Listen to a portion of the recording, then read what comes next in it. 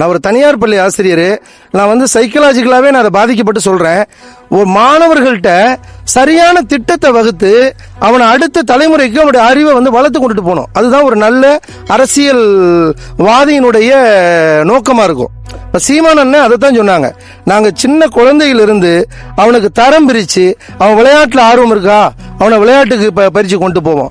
அவன் இசையில் ஆர்வமாக இருக்கானா, பாடுறதுல ஆர்வமாக இருக்கானா, அந்த துறையில் அவனை வளர்த்து எடுத்து நாங்கள் கொண்டு போவோம். அவன் விஞ்ஞான ரீதியாக போகணுன்னு சிந்திக்கிறானா, அவனை அறிவியல் ரீதியாக வளர்த்து அவனை விஞ்ஞானி ஆக்கிறதுக்கு நாங்கள் அதற்கான கல்வி திட்டத்தை வளர்த்து கொண்டு போவோம்னு சொன்னாங்க. ஆனால் இந்த குறுகிய காலத்தில் வந்தவங்கிற ஒரே ஒரு அது நல்லாவே தெரியுது பாருங்களேன். பள்ளிக்கூடத்துக்குள்ள கொடியை கொண்டு போறாங்க. இது எவ்வளவு பெரிய ஒரு சமூக கேடுன்னு நினைக்கிறீங்க நீங்க? சரியான இது மிகப்பெரிய பின்விளைவுகளை உண்டு பண்ணும். தாவேக்கா வந்து அதிகபட்சமான இவங்க 6 மாசம் 1 வருஷம்லாம் விடுங்க, 5 வருஷமே இவங்க மல்லு கட்டி எல்லாம் பண்ணிட்டு ஓட்டிட்டு போறாங்கன்னு வச்சுங்க. இதனுடைய பின்விளைவு எதிர்காலத்தில் 50 வருஷத்தை பாதிக்கும். இவங்க இந்த 5 வருஷம் பண்ற தவறு 50 வருஷத்தை பாதிக்கும். இவனை நீங்க கருத்தியெல்லாம் சிந்திக்க வைக்க முடியாது. நீங்க கருத்தியலா அரசியலே ஒரு பக்கம் விடுங்க, இவனை நீங்க அடுத்த ஒரு நல்ல தளத்துக்கு கொண்டு போக முடியாது. நாட்டை மாணவர்கள் தானே அடுத்த தூணு, எதிர்கால தலைமுறை தூணு. அவன்கிட்ட கூட விஜய் போட்ட படத்தை பாருங்க, விஜய் படத்தை பாருங்கன்னு இது மாட்டுங்க அப்படின்னா இது என்ன திணிக்கிறது இல்லையா? இது ஒரு வகையான வன்முறைங்க. இதை சகிக்கவே முடியாது. மாணவர்கள்ட்ட கொண்டு இவ்வளவு மோசமான ஒரு விஷயத்தை நீங்க பண்ணவே கூடாது. கொடியை கட்டுறது, அங்க கொண்டு போய் சினிமா பாட்டு தேசிய கீதம் மாதிரி பாட வைக்கிறது மாணவர்களை, இது எவ்வளவு பெரிய ஒரு சகிக்க முடியாத கொடுமை. மாணவர்கள்ட்ட கொண்டு போய் நீங்க எப்படி சினிமா பாட்டை உள்ள பாட சொல்லுவீங்க? இன்னைக்கு தொடங்கிட்டு 2 மாசம் தான், 2 மாசத்துல இவ்வளவு கொலை, இவ்வளவு கொள்ளை, பாலியல் வன்கொடுமை. கொடுமைங்க. 10 வயசு 8 வயசு குழந்தைங்களை எல்லாம் 8 வயசு. ஏன் சார் நாங்க என்ன சார் பண்ண முடியும்? நாங்க வந்து சட்டம் போட்டுக்கிறோம், திட்டம் போட்டுக்கிறோம், நாங்க என்ன பண்ண முடியும்? முதல்ல நீங்களே சரியா இருங்கடா. நீங்க சரியா இருங்க. உங்க கட்சிக்காரங்க தான் எங்க பார்த்தாலும் நடக்குது. இந்த கோயம்புத்தூர்ல நடு ரோட்ல வந்து ஒரு கல்லூரி பெண்ணை சாலையில மறிச்சு அந்த பொண்ணை இது பண்ணிருக்கான். அப்ப இதெல்லாம் என்ன யாரு? அது அங்க இருக்கக்கூடிய ஒரு தாவேக்கா தலைவரினுடைய நிர்வாகியினுடைய பையன். இதெல்லாம் உங்களுக்கு தெரியுதா இல்லையா? 2 மாசத்துக்குள்ள என்னென்ன பண்ணிக்கலாங்க. 6 மாசம் டைம் கேக்குறீங்க.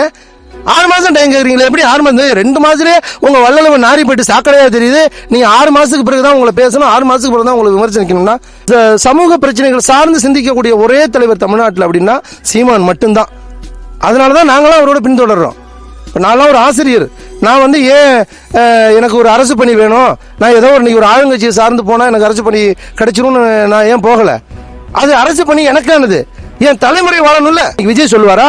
விஜய்க்கு தெரியுமா நொய்யலாறு எங்க இருக்குன்னு தெரியுமா? நொய்யலாறுனா என்னன்னு தெரியுமா?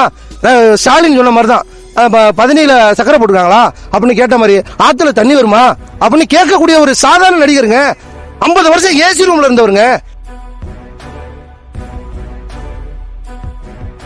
சார் வணக்கம்.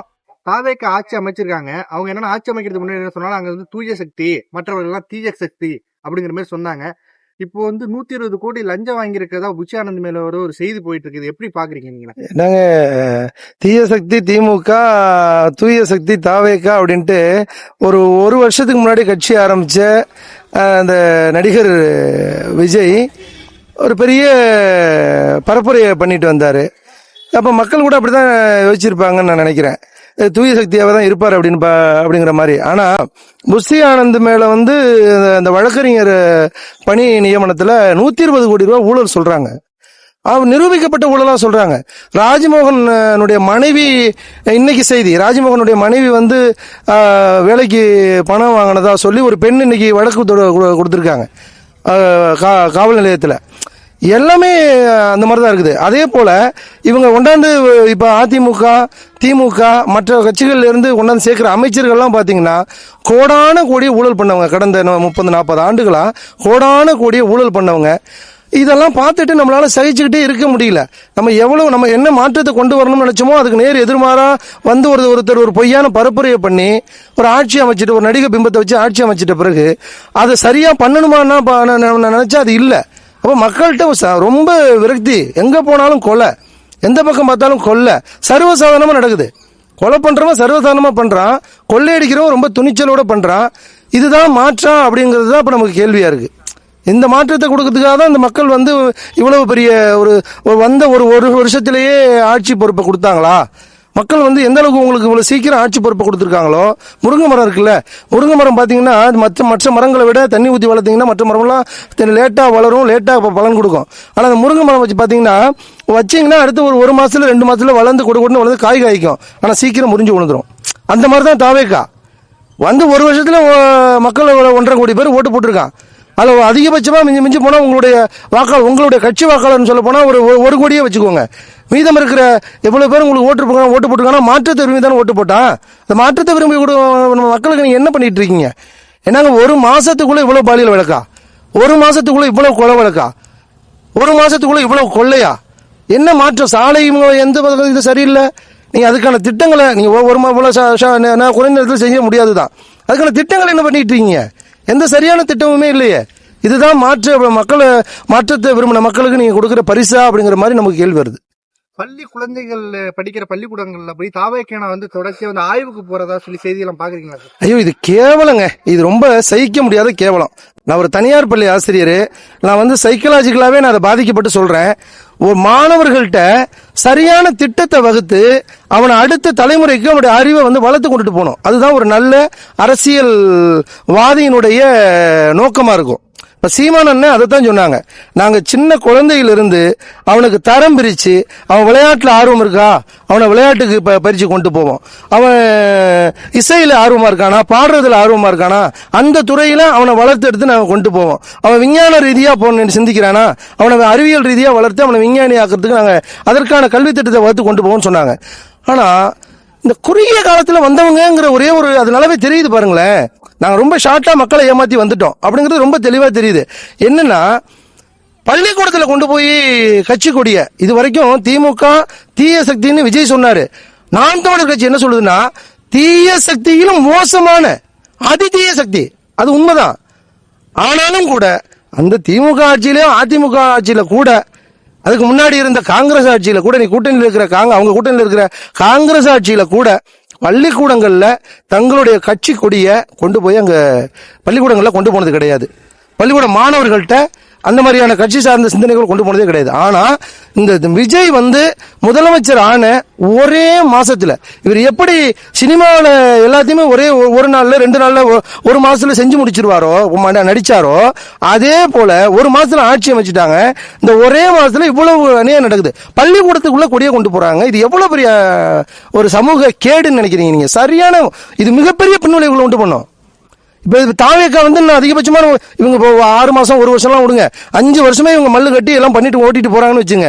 இதனுடைய பின்விளைவு எதிர்காலத்துல 50 வருஷத்தை பாதிக்கும். இவங்க இந்த 5 வருஷம் பண்ற தவறு 50 வருஷத்தை பாதிக்கும். இவனை நீங்க கருத்தியெல்லாம் சிந்திக்க வைக்க முடியாது. நீங்க கருத்தியலா அரசியலே ஒரு பக்கம் விடுங்க, இவனை நீங்க அடுத்த ஒரு நல்ல தளத்துக்கு கொண்டு போக முடியாது. நாட்டை மாணவர்கள் தானே அடுத்த தூணு, எதிர்கால தலைமுறை தூணு. அவன்கிட்ட கொண்டு போய் நீங்க கொடியை கொண்டு போய் பள்ளிக்கூடத்துக்குள்ள கொண்டு போனீங்கன்னா, அவன்கிட்ட கொண்டு விஜய் போட்ட படத்தை பாருங்க, விஜய் படத்தை பாருங்கன்னா இது மாட்டுங்க அப்படின்னா, இது என்ன திணிக்கிறது இல்லையா? இது ஒரு வகையான வன்முறைங்க. இதை சகிக்கவே முடியாது. மாணவர்கள்ட்ட கொண்டு இவ்வளவு மோசமான ஒரு விஷயத்தை நீங்க பண்ணவே கூடாது. கொடியை கட்டுறது, அங்க கொண்டு போய் சினிமா பாட்டு தேசிய கீதம் மாதிரி பாட வைக்கிறது மாணவர்களை, இது எவ்வளவு பெரிய ஒரு சகிக்க முடியாத கொடுமை. மாணவர்கள்ட்ட கொண்டு போய் நீங்க எப்படி சினிமா பாட்டை உள்ள பாட சொல்லுவீங்க? பள்ளிக்கூடங்கள்ல சினிமா பாடலே பாடக்கூடாது.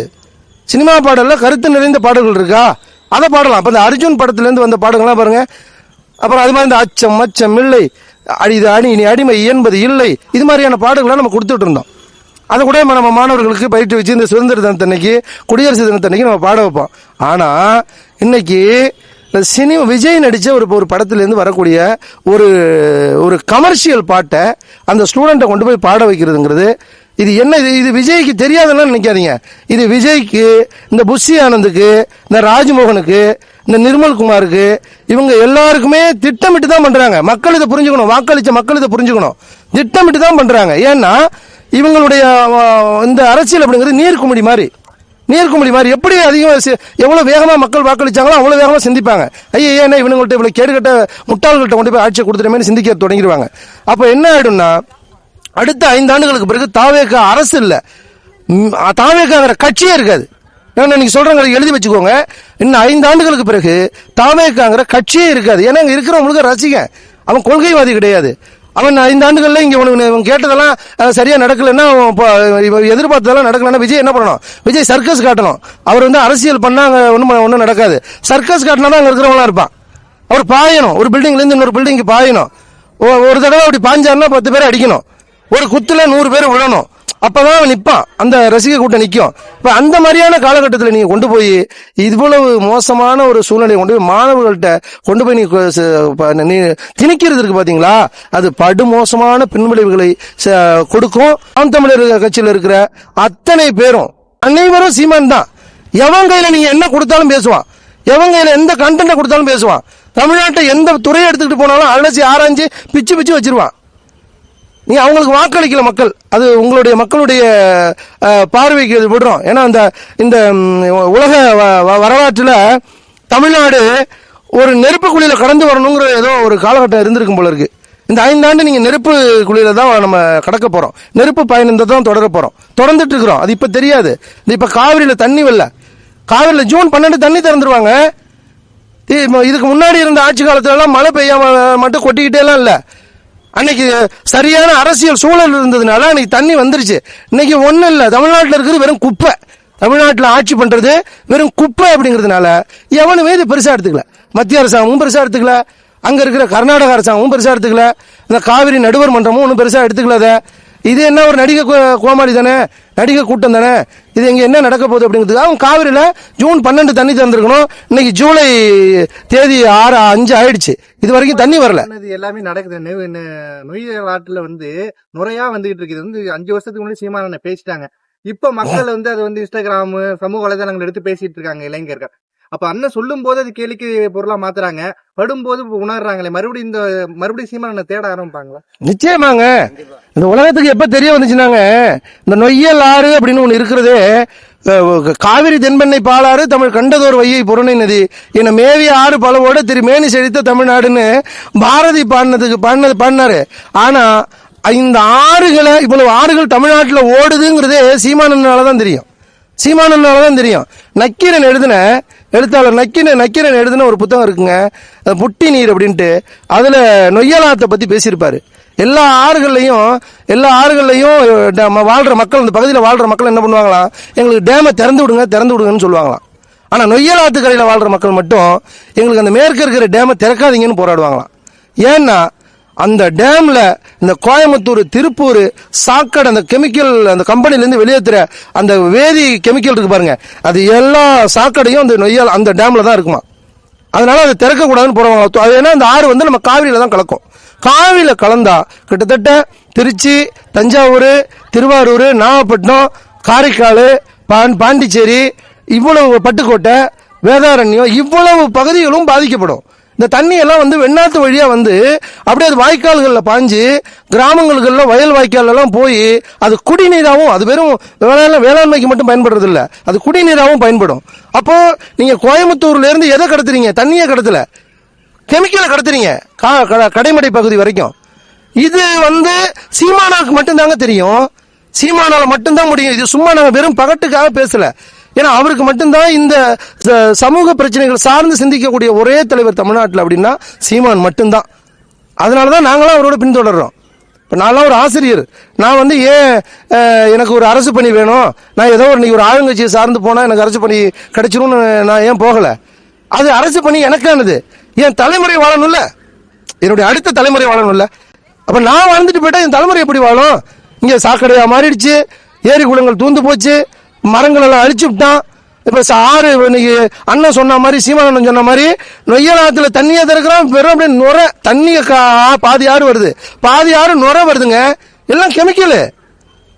அப்போ இதை வந்து எடுத்து பேசுனது ஆட்சிக்கு வர்றதுக்கு முன்னாடியே, கட்சின்னு ஒண்ணு வளர்றதுக்கு முன்னாடி 4% இருக்கும்போது சமூக பிரச்சனைகளை பேசி பேசி பேசி பேசி இந்த மக்களுக்கு உணர்த்தி 8% கொண்டு வந்த ஒரே தலைவன். பொய்ய சொல்லல, பொய் வாக்குறுதிகளை கொடுக்கல. நாங்க வந்தா கார் வாங்கி கொடுப்போம், நாங்கள் வந்தால் பைக் வாங்கி கொடுப்போம், நாங்கள் வந்தால் இவ்வளவு வங்கியில் 5 லட்சம் பணம் போடுவோம், நாங்கள் வந்தால் 25 லட்சம் லோன் கொடுப்போம், நாங்கள் வந்தால் கல்வி கடன் கொடுப்போம், நாங்கள் வந்தால் 6 சிலிண்டர் கொடுப்போம், நாங்கள் வந்தால் பெண்களுக்கு இதை கொடுப்போம், மாமன் சீர் கொடுப்போம், மச்சான் சீர் கொடுப்போம், ஒத்தாவப்படியா சீர் கொடுப்போம், குழந்தை கூட்டாளிக்கு சீர் கொடுப்போம். இந்த பொய்யெல்லாம் சொல்லியிருந்தாருன்னா என்னைக்கோ நாங்கள் ஆட்சி அமைச்சிருக்கலாம்.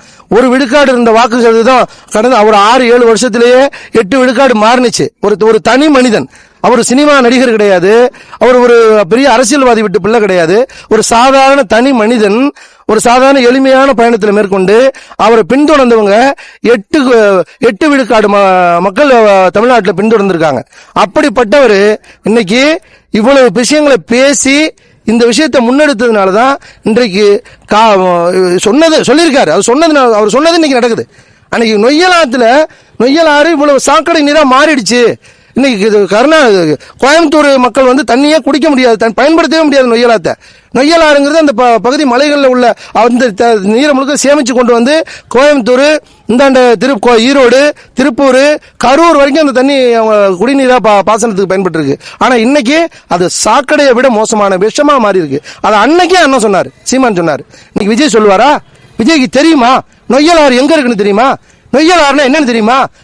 ஸ்டாலின் சொன்ன மாதிரிதான், பதினில சக்கரை போட்டுருக்காங்களா அப்படின்னு கேட்ட மாதிரி, ஆத்துல தண்ணி வருமா அப்படின்னு கேட்கக்கூடிய ஒரு சாதாரண நடிகருங்க. 50 வருஷம் ஏசி ரூம்ல இருந்தவருங்க.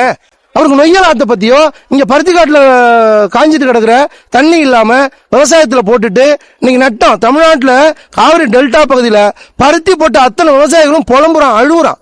பருத்தி நட்டம், ஏன்னா தண்ணி சரியான தண்ணி கிடைக்கல. போற தண்ணி எல்லாம் உப்பா போயிடுச்சு. உங்களுக்கு மேல இருந்து வரத்து வந்து தண்ணி இங்க சேவானாதான், தண்ணி நிலத்தடி நீர் சேமிச்சு வச்சாதான் உங்களுக்கு தண்ணி வந்து நல்ல தண்ணியா வரும். எல்லாம் உப்பு நீர் கடல் தண்ணி உள்ள வந்துருச்சு. பருத்தி செடியெல்லாம் சரியா வளரல, சரியா பூக்கல, சரியா காய்க்கல. போட்டவன் முழுக்க செலவு பண்ண முழுக்க ஒரு ஏக்கருக்கு 45,000 ரூபாய் செலவு பண்ணிருக்கிறானா, இன்னைக்கு பருத்தி போடுறதே வெறும் 20,000 25,000 நட்டத்துல போகுது. அப்ப இந்த நிலைய அன்னைக்கே அண்ணன் சொன்னார், சீமான் சொன்னார். மக்கள் கேட்டிருக்கணும், மக்கள் இதை உணர்ந்திருக்கணும்.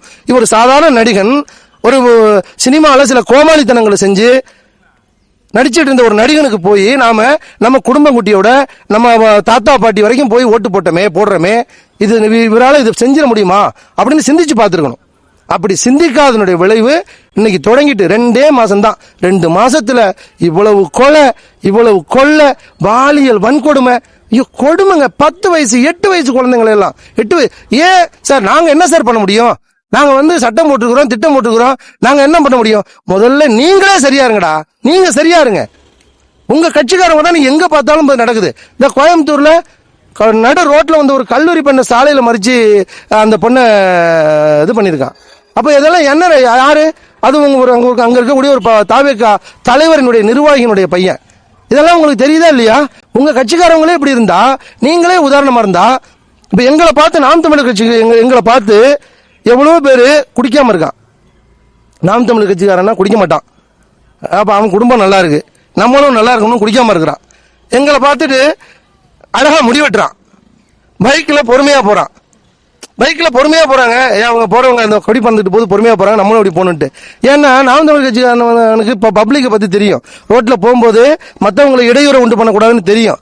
அதனால அவன் அந்த ஒரு சமூக சிந்தனையோட போறான். அவனை பார்த்து 10 பேர் திருந்துறான். உங்களை பார்த்து ஒரு தலைவருடைய பையனே நடு ரோட்ல வச்சு ஒரு கல்லூரி பெண்ணை வன்முறையில ஈடுபடுறான்னா, அப்ப இதுதானே உங்களுக்கு இது பார்த்தாலே மத்தவனும் பண்ணுவான். அப்ப நீங்க தானே உதாரணமா இருக்கணும். நீங்க ஒரு தலைவன் சரியா இருந்தா தானே மத்தவன் தொண்டன் சரியா இருப்பான். தொண்டனை பார்த்து பொதுமக்கள் திருந்தி வாழ்வான். இதுதானே மாற்றம் அப்படிங்கிறது. நீங்க சொன்ன மாற்றம் எதுவுமே இங்க இல்லையே. நீங்க 2 மாசத்துக்குள்ள என்னென்ன பண்ணிருக்கலாங்க. 6 மாசம் டைம் கேக்குறீங்க. 6 மாசம் டைம் கேக்குறீங்களா? எப்படி 6 மாசம்? 2 மாசத்துலயே உங்க வள்ளலவன் நாரி போயிட்டு சாக்கடையா தெரியுது. நீங்க 6 மாசத்துக்கு பிறகுதான் உங்களை பேசணும், 6 மாசத்துக்கு பிறகுதான் உங்களுக்கு விமர்சனிக்கணும்னா, நாம் தமிழர் கட்சி உறுதியாக உங்களுடைய அத்தனை கோமாளித்தனங்களையும் அத்தனை சமூகத்திற்கு எதிரான அத்தனை வேலைகளையும் தோலுரித்து காட்டும். இது சீமான் தம்பிகளுடைய சபதம். நன்றி.